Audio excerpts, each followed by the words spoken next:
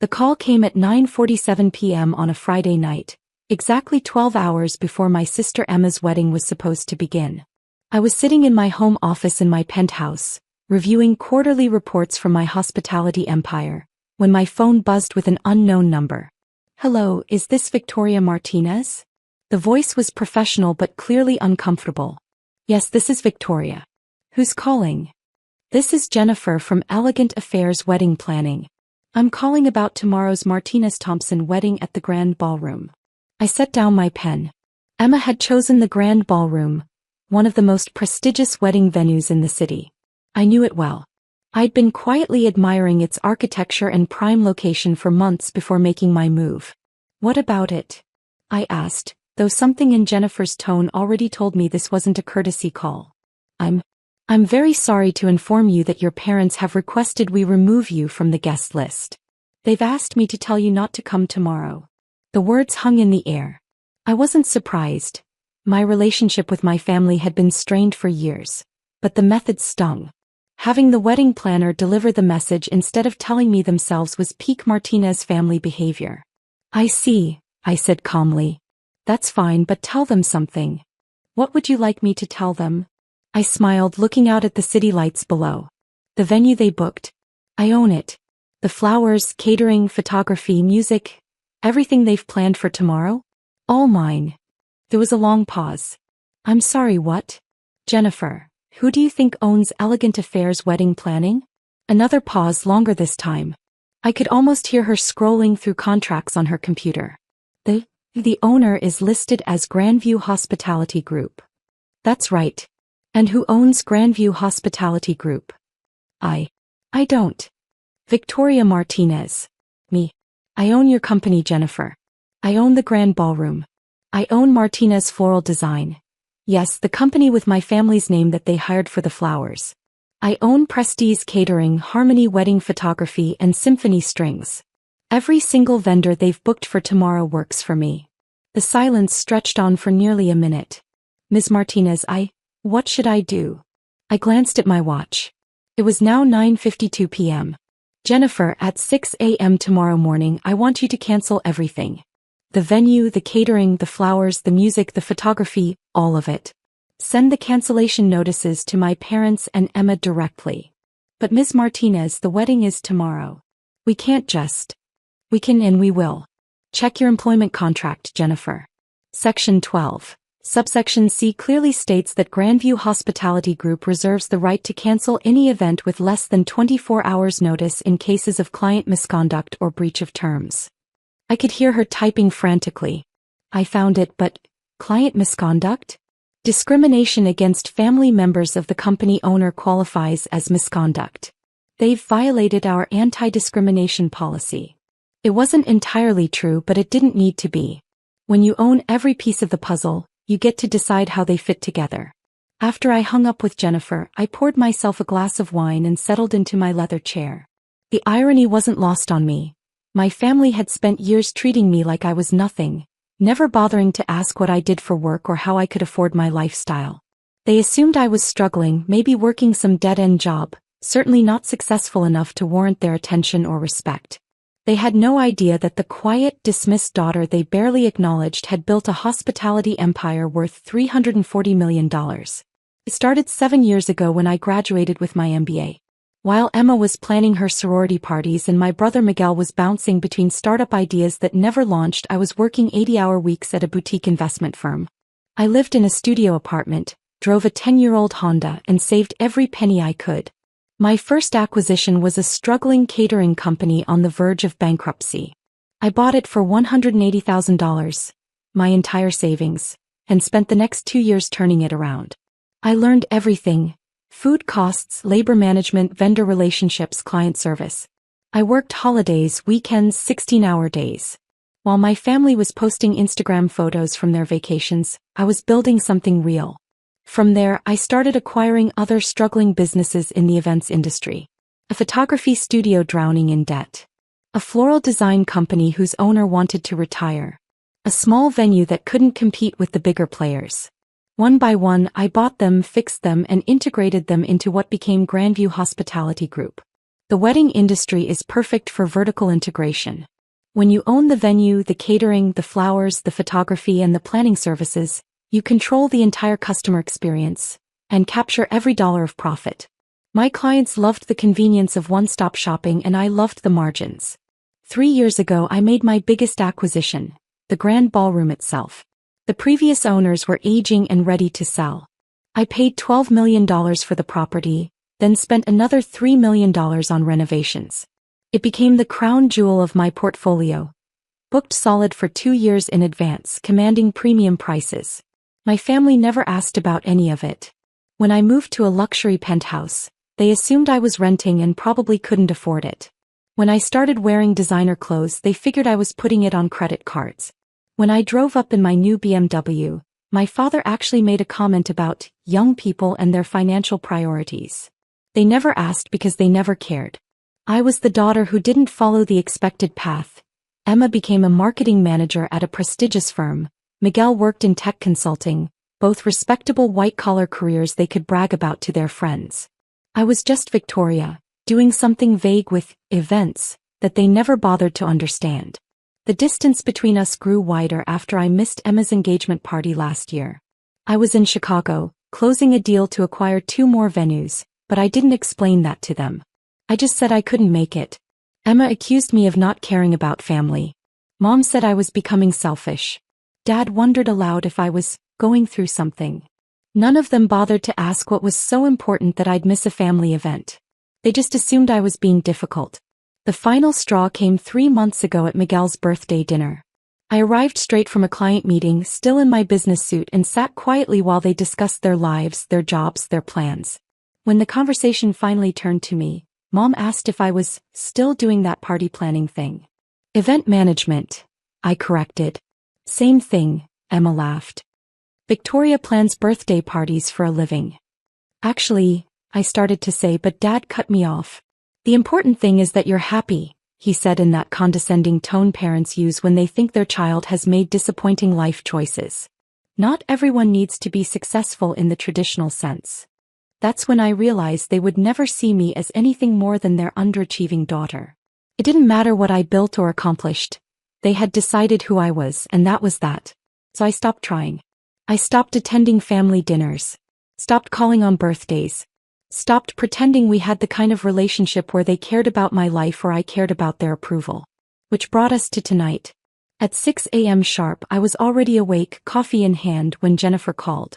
Ms. Martinez, I've sent all the cancellation notices. The venue is closed, catering is cancelled, flowers won't be delivered, photography is off, and the string quartet has been reassigned to another event. Good. How are they taking it? Your mother has called me 17 times. She's not happy. I could imagine. Mom prided herself on her event planning skills. She'd coordinated charity galas and fundraisers for years. Having her daughter's wedding implode 12 hours before the ceremony would be her worst nightmare. What did you tell her? Exactly what you instructed. That the event was cancelled due to a violation of our client conduct policy. And she demanded to speak to the owner of the company. I smiled. And what did you say? I gave her your number. Perfect. My phone started ringing at 6:23 a.m. Victoria. What is this nonsense about the wedding being cancelled? Good morning, Mom. I heard you had some venue troubles. Don't play games with me. That wedding planner said something ridiculous about you owning the venue. Fix this right now. I can't fix it, Mom. The event was cancelled due to a policy violation. What policy violation? We paid our deposits, we followed all their rules. You excluded a family member of the business owner from the guest list. That violates our anti-discrimination policy. There was a pause. I could hear Dad in the background asking what was happening. Victoria, what are you talking about? Family member of the business owner. Mom, I own Grandview Hospitality Group. I own the Grand Ballroom, Elegant Affairs Wedding Planning, Martinez Floral Design, Prestige Catering, and every other vendor Emma booked for today. The silence stretched for so long I thought the call had dropped. Richard. Mom finally screamed. Richard, get on the phone. I heard fumbling, then Dad's voice. Victoria, your mother is hysterical. What's this about you owning the wedding venue? It's not just the venue, Dad. It's everything. The entire wedding industry infrastructure Emma hired. I built it. Every flower arrangement, every photo, every canopy, every note of music. It all flows through companies I own. That's impossible. You plan parties. I built a $340 million hospitality empire. But you never asked, so you never knew. Another long pause. This is ridiculous, Dad said, but his voice had lost its certainty. Even if that were true, you can't just cancel your sister's wedding. People are flying in from out of town. We've spent $80,000 on this event. You spent $80,000 at my company's, Dad. And you excluded me from my own sister's wedding. Did you really think there wouldn't be consequences? Emma's voice came on the line. She must have grabbed the phone. Victoria, I don't know what game you're playing, but you need to stop. My wedding is in 6 hours. No, Emma. Your wedding was scheduled for 6 hours from now. Past tense. You can't do this. You can't ruin my wedding because your feelings got hurt. I'm not ruining anything. I'm simply choosing not to provide services to clients who discriminate against my family. We are your family. Funny. You didn't seem to think so when you decided I wasn't welcome at your wedding. I could hear crying in the background. Probably Mom. Dad was talking rapidly to someone else, likely trying to call other venues. Victoria. Emma's voice was breaking now. Please. I'm sorry, okay? I'm sorry we uninvited you. Just, please fix this. I'll do anything. For a moment I felt the old familiar pull. The desire to smooth things over. To be the accommodating sister who sacrificed her own needs to keep the family peace. But then I remembered 17 phone calls to my employee instead of 1 call to me. I remembered years of dismissal and condescension. I remembered party planning, and not everyone needs to be successful in the traditional sense. Emma, I want you to think about something. You've known me for 28 years. You've never once asked what I do for work. Never asked how I can afford my apartment or my car or my lifestyle. You just assumed I was struggling and left it at that. Even when your wedding planner told you I owned the venue, your first instinct wasn't to call me. It was to call Mom and Dad to fix it for you. Victoria, please. Here's what's going to happen. I'm going to spend today at my beach house in Santa Barbara. You remember the one you thought I was house sitting? I'm going to enjoy the sunshine and the ocean and the peace and quiet. You're going to figure out what kind of relationship we actually want to have going forward. But the wedding can be rescheduled for any date you choose. All you have to do is call me directly, not Mom, not Dad, not the wedding planner, and ask, nicely, like you would ask someone whose help you actually need. I hung up. 20 minutes later my phone buzzed with a text from Emma. Victoria, I'm sorry. We were wrong to exclude you. Would you please help us reschedule the wedding? I typed back, I'll think about it. Enjoy your Saturday. Then I turned off my phone, packed a bag and drove to Santa Barbara. The beach house was my first major personal purchase after the Grand Ballroom acquisition. 4,000 square feet of glass and steel perched on a cliff overlooking the Pacific. I'd bought it as an investment, but it had become my sanctuary. The place where I could think clearly, away from the noise of the city and the complications of family. I spent the morning on the deck, reading financial reports and drinking coffee while the waves crashed below. Around noon, I allowed myself to wonder how the day was going for Emma. Had they found another venue? Were guests showing up to a locked ballroom? Were my parents frantically calling every event space in the city? Part of me felt guilty. I wasn't a vindictive person by nature. I'd built my business on relationships and reputation, not on burning bridges. But another part of me felt liberated. For the first time in years, I'd set a clear boundary and enforced it. My phone had been buzzing all morning with calls and texts, but I'd left it inside. When I finally checked it around 2 p.m., I had 47 missed calls and 23 text messages. Most were from family, Mom, Dad, Emma, Miguel, even a few cousins and aunts who'd apparently been recruited to help change my mind. But there were also messages from Jennifer and several other employees, asking for guidance on how to handle the situation. One text caught my attention. It was from Emma, sent at 1:15 p.m. Victoria, I know you're angry and you have every right to be. I found a small venue that can accommodate 50 people tomorrow at 2 p.m. It's not what I planned, but it's what I can get on short notice. The question is, will you come? Not as the business owner who controls everything, but as my sister? I'm asking you directly like you said. Please. I stared at the message for a long time. This was what I'd wanted. Direct communication, acknowledgement, respect. But was it genuine or just desperation? I called Jennifer. Ms. Martinez. Thank goodness. The phones have been ringing all day. Your family, the guests, other vendors asking what happened. Jennifer, I need you to do something for me. I want you to organize a small wedding for tomorrow at 2 p.m. 50 people maximum. Simple but elegant. Where? Every decent venue in the city is booked on Sunday. Use the private dining room at the Grandview Tower. The one on the 40th floor with the city views. The Grandview Tower was my newest acquisition. A boutique hotel I'd bought 6 months earlier. The private dining room was typically reserved for corporate events and high-end private parties. Ms. Martinez, that room costs $15,000 for a half-day rental. No charge for this event. And Jennifer? I want you to personally handle every detail. Best flowers we have, premium catering menu, professional photography. Spare no expense. Should I tell your family you're handling this? No. Just tell them you found a venue that had a last-minute cancellation. Let them think they got lucky. I hung up and texted Emma back. Your new venue is confirmed for tomorrow at 2 p.m. Address will be sent to you tonight. I'll be there. Her response came immediately. Thank you. I don't know what to say. Don't say anything yet. We'll talk after the wedding. That evening, I drove back to the city and spent 3 hours at Grandview Tower, personally overseeing the setup. The room was transformed, floor-to-ceiling windows offering panoramic city views, white roses and eucalyptus arranged in elegant centerpieces, soft lighting that would be perfect for photos.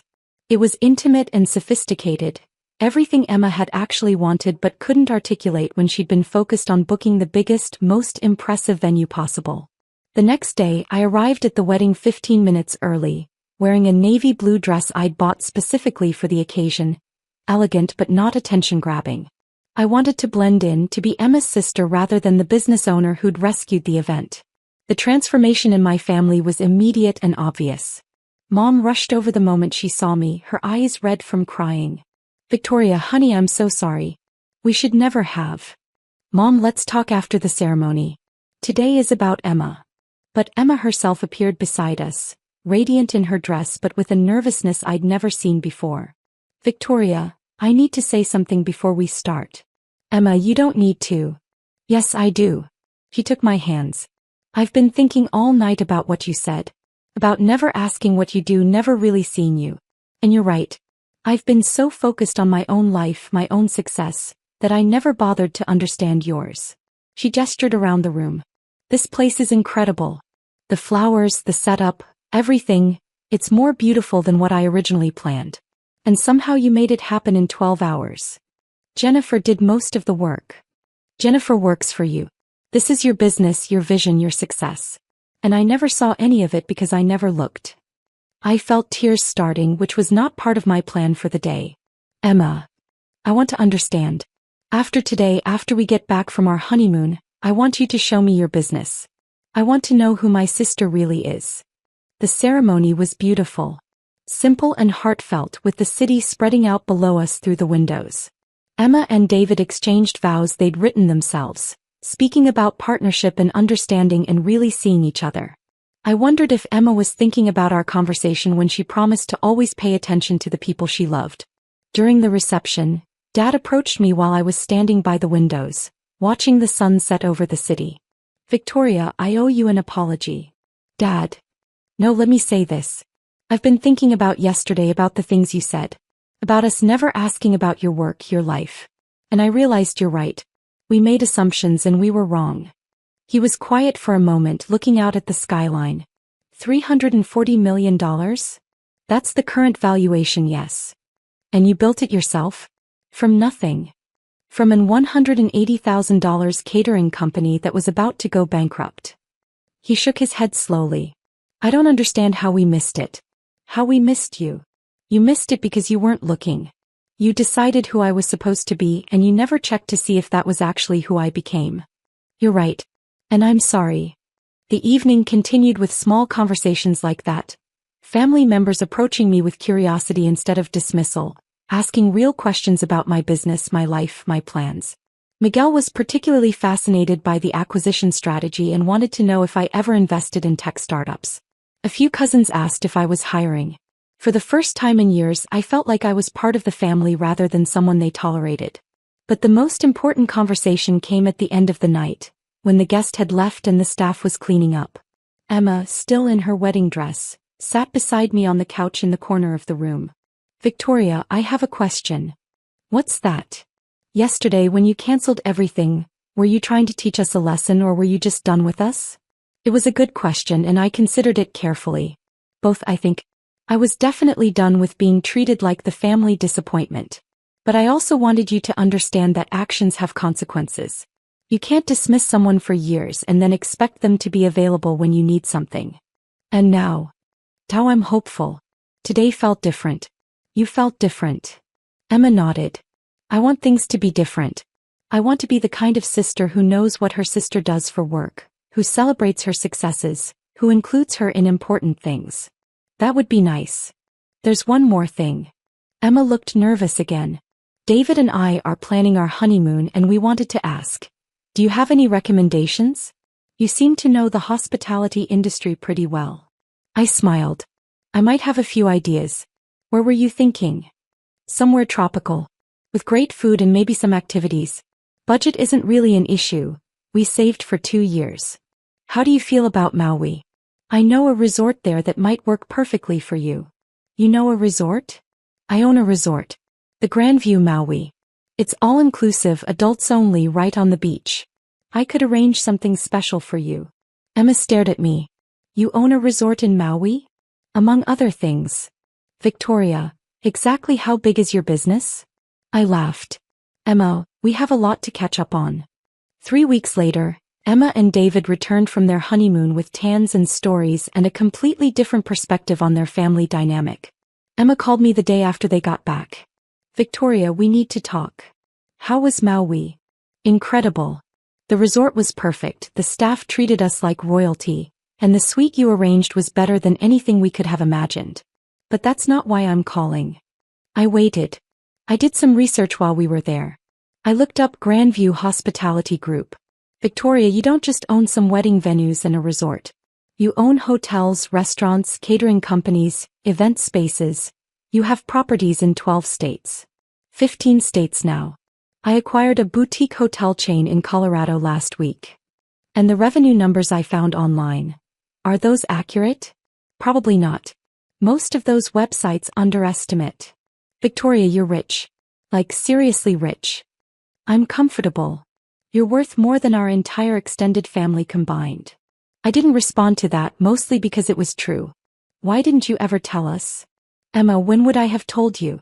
At Miguel's birthday when you laughed about me planning parties? At Christmas when Dad made comments about my financial priorities? At family dinners where no one asked me a single question about my life. She was quiet for a long time. You're right. We never gave you the chance. It's not about giving me a chance, Emma. It's about basic curiosity about someone you claim to love. You know what Mom's favorite flowers are, Dad's golf handicap, Miguel's latest project. But you never knew what I did for work, where I lived, or what mattered to me. I want to know now. I'm glad.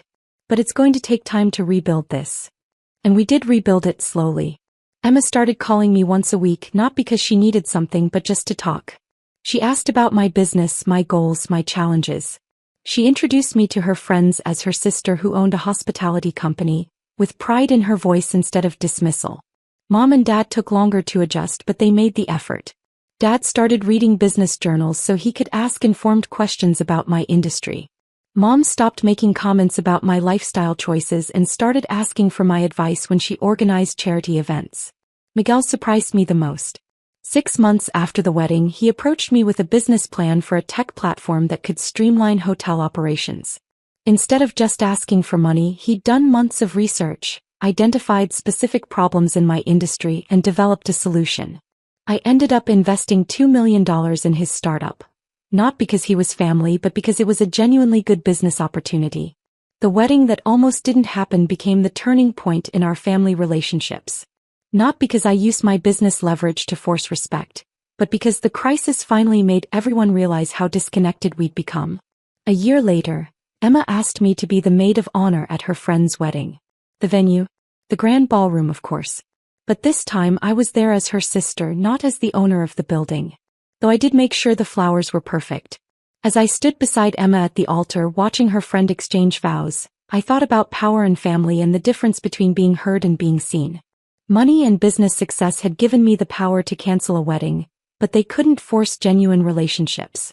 That required something much harder. The willingness to be vulnerable enough to start over. The crisis had been necessary. Sometimes you have to break something completely before you can rebuild it properly. And sometimes the person everyone thinks has the least power is actually the one holding all the cards. But the real victory wasn't in demonstrating that power. It was in choosing to use it to bring people together rather than drive them apart. The wedding ended with dancing and laughter, with family photos that included everyone, with plans for next Sunday's dinner at my penthouse. Emma stayed late to help with cleanup, asking questions about event management and vendor relationships, genuinely interested in understanding the business I'd built. "Victoria," she said as we folded tablecloths together, "I have one more question." "What's that?"